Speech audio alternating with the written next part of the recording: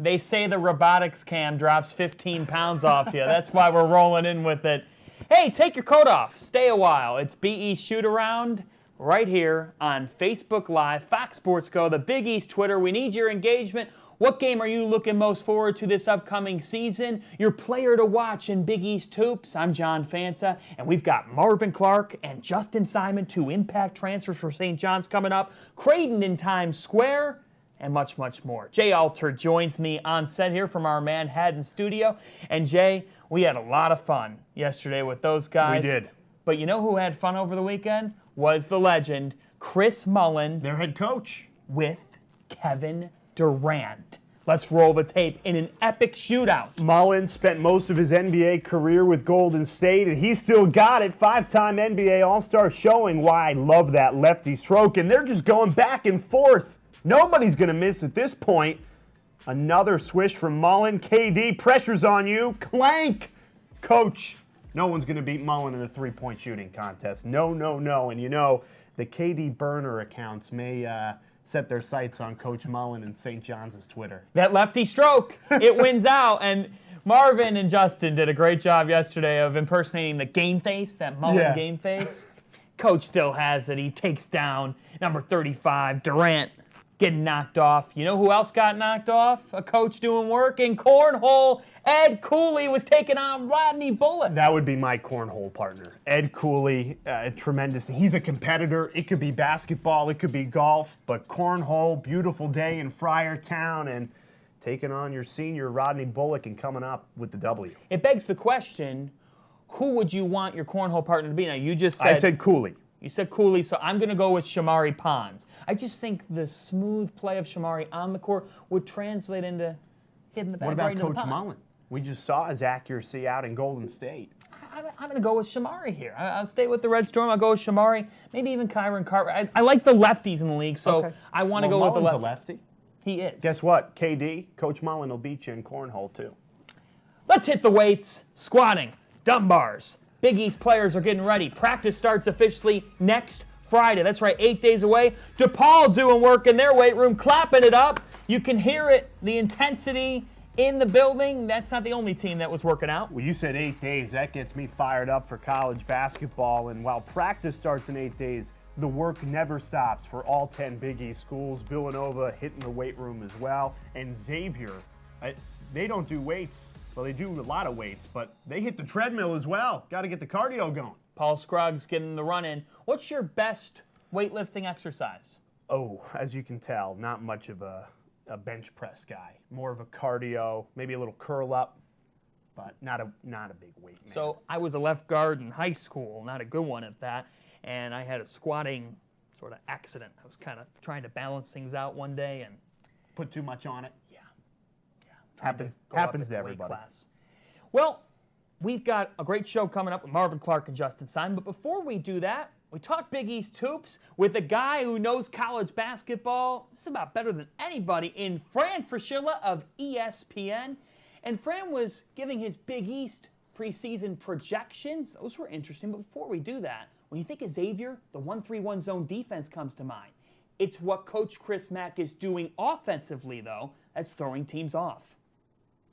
Well, you know, they run good set plays. In other words, they run plays designed to get the ball to their key guys, and then when you play against well-coached teams, both out of conference and in the Big East, you always have to have a way to trick your opponent so you can't run the same diet of plays over and over. And we call those adjustments wrinkles. You know, he throws some good wrinkles in there. He knows how to keep a defense off balance. And then, of course, they've always had players that can put the ball in the basket. And, you know, as I was watching some tape last week of a lot of the guys coming back, it's quite clear that when you have a guy like Trayvon Blewett, a potential All-American, that you're going to run a lot of plays for him. And Chris puts Trayvon and some of the other guys they've had here in recent years in a great position to be successful offensively. Who do you have your eyes on in the Big East in terms of the NBA draft next summer? Oh, gosh, there's a number of, you know, quality players. I think you start with Jalen Brunson at Villanova, who's only a junior and doesn't necessarily have to come out. But I know NBA teams are very high on him, as they are Mikal Bridges, the other outstanding junior for Villanova. Those two guys really come to mind. Angel Delgado from Seton Hall is a double-double machine. And, this is his final year at the Hall, so he's expected to have a really good season. I'm going to be really interested in New York at St. John's to see the development of both Marcus Levette and Shamari Pons.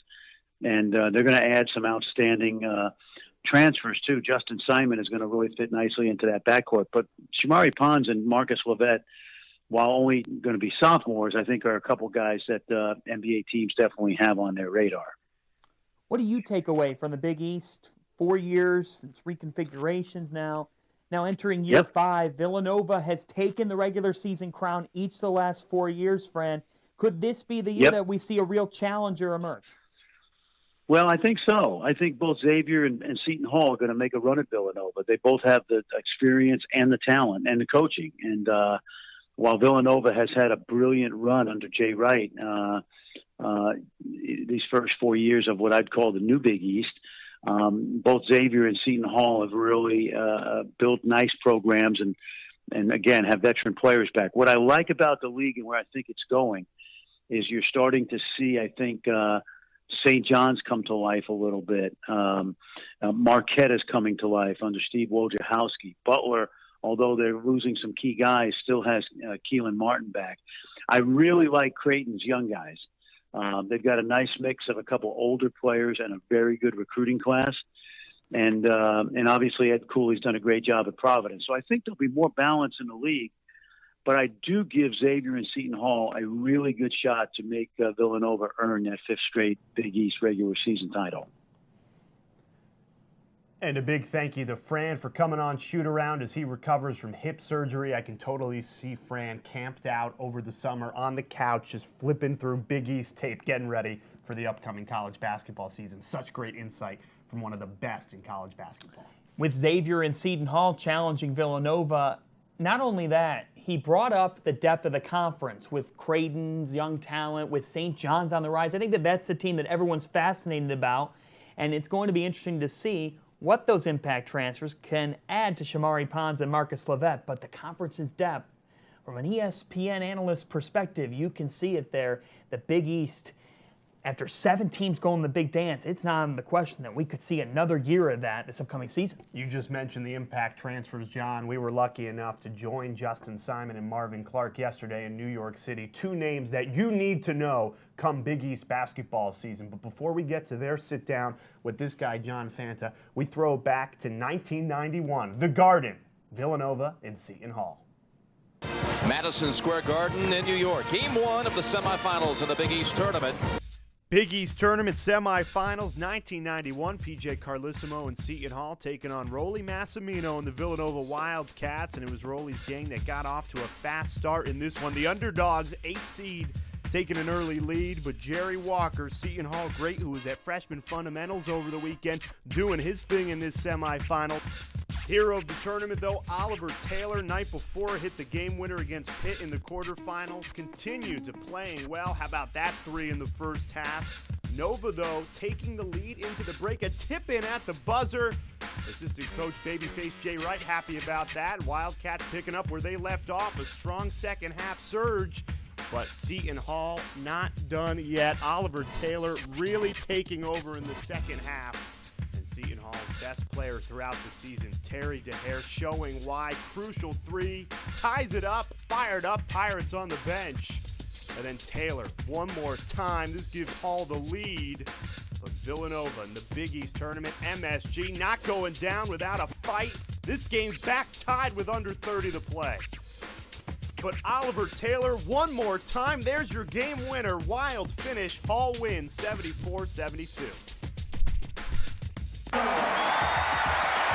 Hall goes to the Big East Final for the first time in their history. When you think impact transfers in Big East basketball heading into this season, these 2 guys come to mind. Marvin Clark and Justin Simon from St. John's are our guests this week.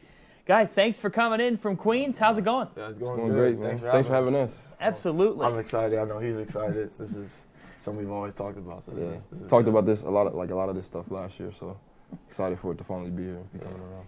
Yeah, I got to start with this past year. I know that you've been, thinking about getting on the floor finally. So now that it's just a matter of not even months, but weeks away from college basketball starting, about 7 weeks or so, when you think about stepping on the floor for the Johnnies, what comes to mind? Man, just tradition and just bringing that back to St. John's, the winning tradition. I know that's what me and him talked about. Just stepping on the floor, playing for Coach Mullen. It's gonna be amazing, man. Just that feeling, and just to be able to play again. That feeling of the game being taken away from you for a year or so and some change. Just getting back on there. I know it's gonna be so many emotions.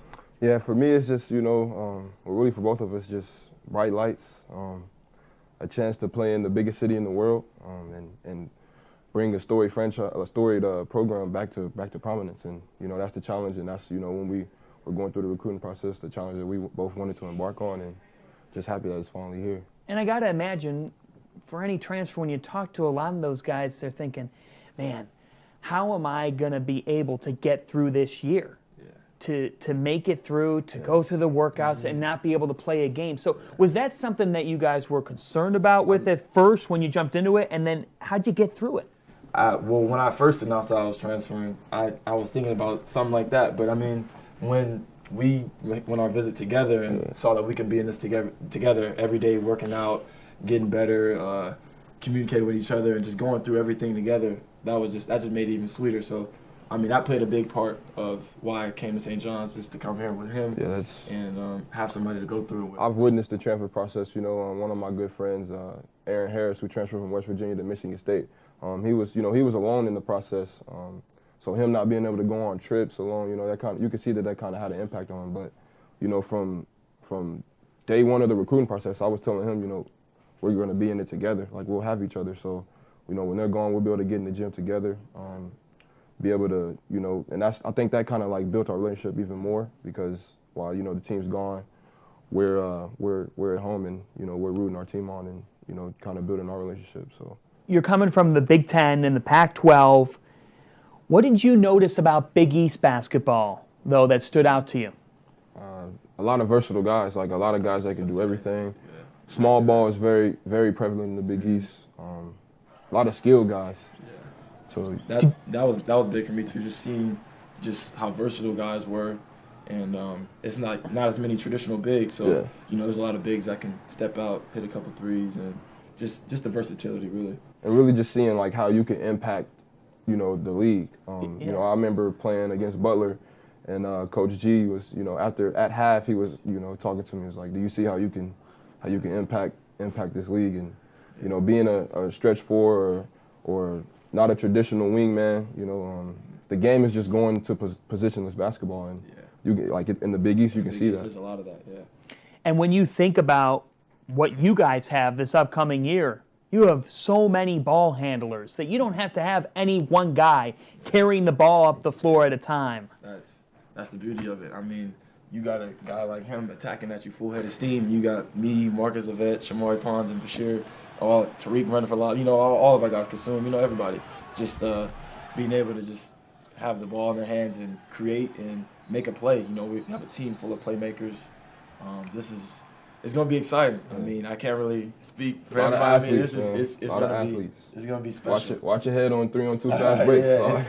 The fast breaks. We get a rebound and run. That's what we encourage, and pick up and practice. We play with a 24-second shot clock, and you have to get the ball advanced at half court in 4 seconds. So if you don't, it's a turnover. So that's what Coach Mullen and Greg and Mitch, they want us to play really fast, play under control, make the right plays, make the extra pass, and that's what it's looking like so far. A lot of playmakers, like I said. It's going to be special. I think what the fans can really rely on and see for both of us is that we have fun playing this game, and they'll see a lot of emotion. We'll definitely give them personalities that they can latch on to and that they'll love. So just embracing the moment, playing in New York City is just amazing, and be able to just lead the city to where they have been before. Hopefully that's what we plan on doing. How much of that factored into coming to St. John's is that you are New York's team, and that you get to walk into Madison Square Garden, and that's where you call home? I mean, that's big. It's just once in a lifetime experience. I feel like it's just playing, just embracing that moment, playing in the Garden. You know, not most teams get to play in an arena like that, their home arena and NBA arena. You know, so it's something exciting to look forward to. Something I came here for, and you can own the city if you win. You taste that Big East tournament last year where you guys had a nice night against Georgetown. I know that rivalry is going to be interesting this year. And the next day, tough loss to Villanova. Do you think about, man, if I can get in there, and if you guys can both get in there, mesh with the talent that you already have, that this can be the start of something great at St. John's? Oh, no question. It's kind of funny that you mention that because during that game, you know, once the buzzer rang off, I took a picture of that score, and you know, that's something that that I want to bring up. Our first practice is next Friday, so that's something that I'll show the team, and we'll use that for fuel. But it's definitely that's definitely huge. I think the emotional factors that factored into our first game with Georgetown. It was big win, great thing. But that's why I say with leadership is guys we'll be those guys that can once we get back to the hotel. Hey guys, great win tonight. It's nice that we beat our our rivals, but we got to lock in and get ready to play the best team in the conference, if not in the country. So I just think that's something that we'll both bring to this team. Their coach, Chris Mullin, said at the end of last year, their talent together will be exceptional for us. We're ready for this season. Marvin, Justin, I know you're ready too. Thanks for having us. Thanks for having us. Stay tuned. Great to have those guys in studio. And we also got out into New York City and hooped a little bit at a local park. Stay tuned for that feature in a matter of weeks. The full interview is on YouTube now. So you can go to our Big East YouTube page and you can see the entire conversation with Marvin and Justin. What did you take away from that? Those guys are a ton of fun. Yes, very talented basketball players, and I know St. John's fans are fired up to have them coming into the program. But just as guys, as we were hanging out with them, walking the streets of New York City, playing basketball at a local park, they are just great guys to hang around with. And really, St. John's are getting two great basketball players, but two very fine young men. Yeah, and the Johnnies' biggest priority heading into this year is defense. They have the scoring weapons, and they are going to be so dangerous on the fast break. They've got to rack up stops. These two guys add some length to help do that. The Red Storm are on the rise, and these two impact transfers will be a big part of it. Let's transition from that to some fan questions. You guys have been great in the last couple of weeks, getting a lot of questions. Keep them coming. Facebook, Twitter, you know where to find us. First question. How is this guy still relevant? LeVar Ball, really? We're still talking about LeVar? Yeah. What Big East player should go one-on-one with that guy? The swagger, love the charisma, the jumper, and the ability to drive by him. J.P. Makura could take on LeVar Ball, and he'd beat LeVar Ball. He might shut him out. I love J.P. just bodying him up and then taking LeVar Ball to school. Give me the Musketeer, J.P. Makura. Grit beats LeVar. When he joined Big East Shootaround a couple of weeks ago, we got a sense of that grit and toughness that he brings to Big East play. Would love to see those two match up one-on-one. Give me Amari Spellman, Villanova redshirt freshman. All right, number two, a lot of great Midnight Madness traditions. John Fanto, which is your coolest late-night Midnight Madness tradition? Coolest, Cooley. That's the hashtag. According to the people in Friartown, so Ed Cooley goes with his all-white suit. You saw the all-white last year with the gold tie when they went with their throwback day, so he goes all-white. He sings We Are Family around Alumni Hall with all the fans. So I think that is an awesome tradition. Give me Coach Cooley in that tradition singing We Are Family. Give me some Sister Sledge. I could rock out to it in the studio right now. By the way, they just sold out all their student season tickets. They just announced on Twitter. Give me the Xavier Musketeers. A couple years back, Chris Mack went on stage and he did a little rap. He broke it down. The Beastie Boys. I like Chris Mack, trying to stay hip, relate with the kids, and I'm a fan of Coach going outside of their comfort zone, trying something new to fire up the fan base. Beastie Boys is good too. No, fits in with Big East. Yeah, you're not gonna see this guy rapping though. Question number 3. Big East Media Day, October 18th. Special announcement. Big East Shootaround live from the Garden, a special edition. And John, which interview are you looking forward to the most on Media Day? Less than a month away. I am looking forward to, one, Patrick Ewing and Chris Mullen being back in the same building Can't together. disagree with that. So you're going to get a chance to see those guys returning, meeting. There's going to be a lot of history when those two get together. I know there'll be a media mob, but then on top of that, we don't know our full list of attendees. So I'm looking forward to talking with everybody.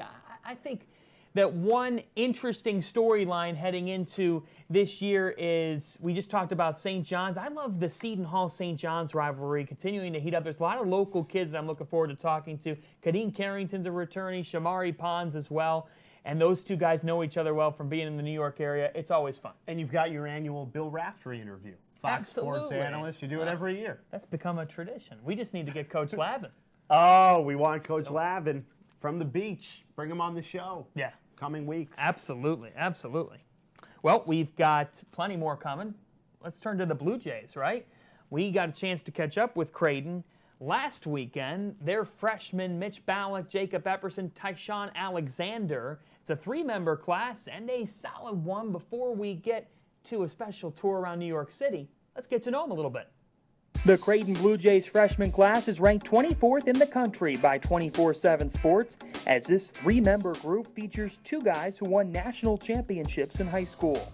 This group starts with Tyshawn Alexander. He was ranked number 78 in ESPN's Top 100. The 4-star recruit averaged nearly 14 points per game for Oak Hill Academy as they went 45-1 in 2015-16 to win the national title at Madison Square Garden.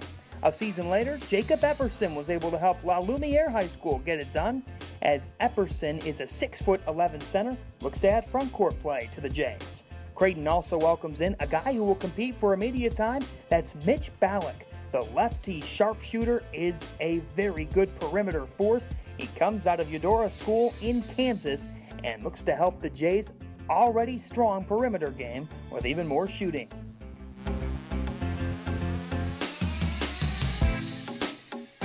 Coming week, it's kind of Blue Jays in New York City, sort of do a walk and talk like that. In Times Square that way? Yeah, which way are we going?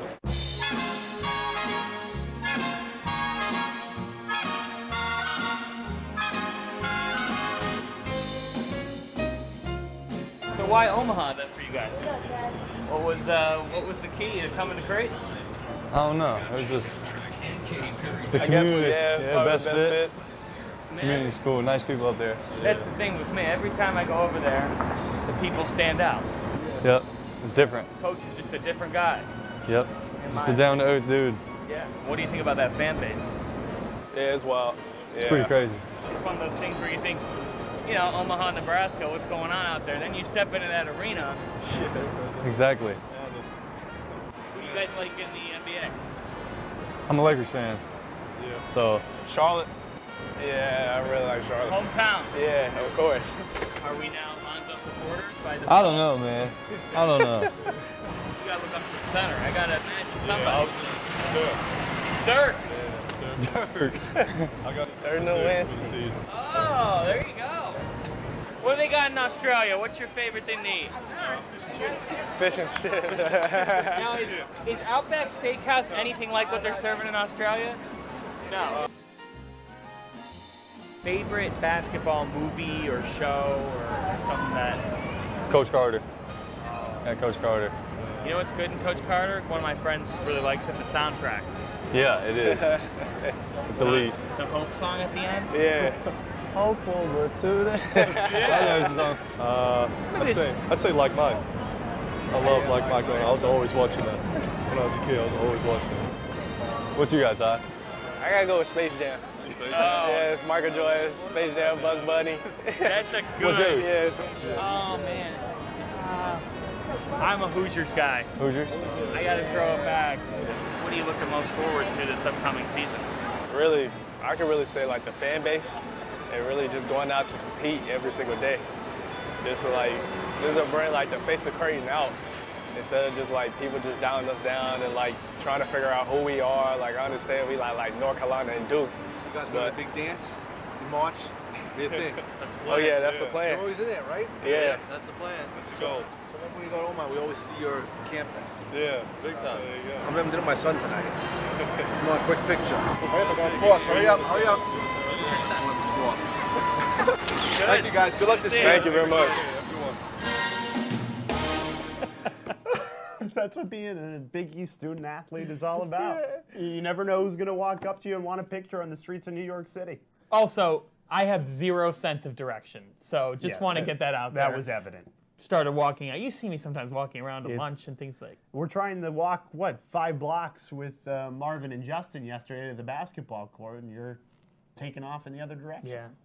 I just don't. It happens. Cleveland is just a different atmosphere where I come from, so it would. Only one road through the whole city, right? Yeah. Let's keep rolling. Let's keep rolling. We got to hit our Beyond the Game. Last weekend we were in New York City. You just saw the Creighton freshmen. Well, the rest of the Big East freshmen were with them for a cutting-edge program that's in its 3rd year, established by Val Ackerman as well as Stu Jackson. This is something special, and here is Stu on what it does. Yeah, the goal is really to help them transition on a variety of different levels, whether it be to understand their role, their purpose and objective during these college years and beyond. So that can be anything from academics. It can be, how do I develop in basketball? We want to do some tangible things like train them in the media so they get a little bit of that. So there's a variety of different levels. We're trying to help them transition, and we hope that somehow they take 2 or 3 things away from this weekend to carry with them back to their campuses and beyond. And you said it, John, cutting edge, that is the word, because this is really a first of its kind program to get all the freshmen transitioned from high school to playing Big East basketball, where you need that toughness and that awareness. And in Big East women's basketball, they will be hosting the transition game program this weekend for juniors and seniors in Big East women's hoops. It talks about not only playing at the next level, but what their career could be after college basketball. It's really a great thing to see this conference be able to prepare its players for life after their Big East institutions. So pretty cool as we look forward to welcoming the women's players to New York City this week. We are back next week. You're taking on, along with me, the Providence Friars. Yeah, really enjoyed that visit up to Friartown, and how great were they to us. And you're going to see the clips next week, but we had an absolute blast. You thought that the horse with Marcus Howard was good. This one got even more competitive. Stay tuned for that. And I'm taking a trip to the Hilltop. We'll be featuring the Georgetown Hoyas on the show next week as they begin year 1 in the Ewing era. We'll have all that and more. He's Jay Alter. I'm John Fanza. Practice starts a week from tomorrow officially. Big East Hoops fans, can you believe it? Just about 6 weeks or so from now, there's going to be college basketball games played, and we can't wait for it. We're back next Thursday, 3 Eastern time, but Big East Hoops never stops. For Jay, I'm John. Have a good weekend.